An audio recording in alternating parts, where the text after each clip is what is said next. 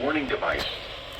During potentially dangerous weather situations, specially built receivers are automatically activated to warn of impending hazards. This evening test is conducted on the first Wednesday of each month, between the hours of 6 p.m. and 7:30 p.m.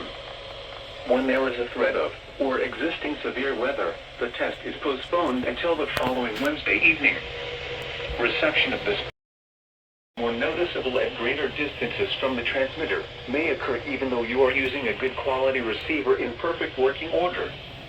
The warning alarm will be activated for warnings in selected watches affecting locations in portions of West Kentucky, Southeast Missouri, Southern Illinois, Southwest Indiana, and Northwest Tennessee.